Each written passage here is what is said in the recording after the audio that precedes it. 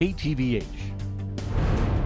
Welcome back. After a fire in 2017 nearly burned the iconic Sperry Chalet to the ground, Phase 2 of reconstruction efforts in Glacier National Park are almost complete. In part 2 of our report, MTN's Marin Sue shows us how things are progressing on this historic project.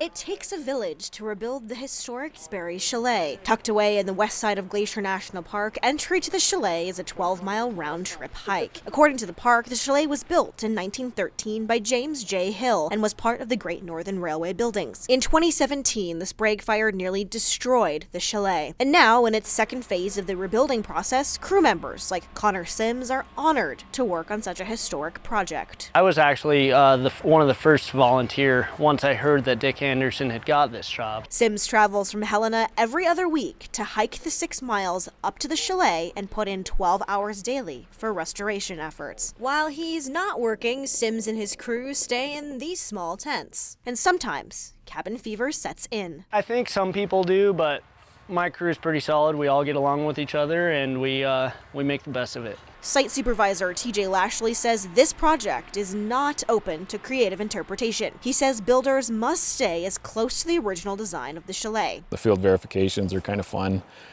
making sure you get everything put back in its original place.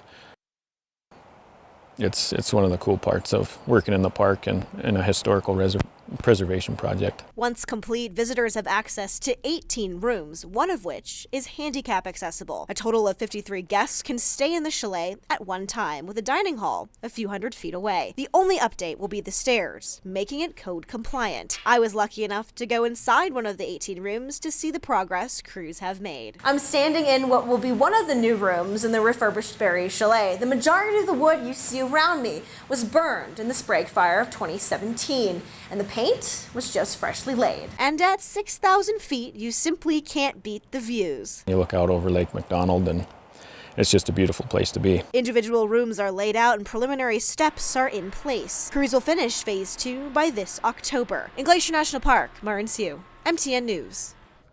You can check out the first part of that story on our website. And a reminder, Glacier Conservancy is still taking donations of money and supplies, and you can find out more on glacier.org. And let's check back in with Curtis.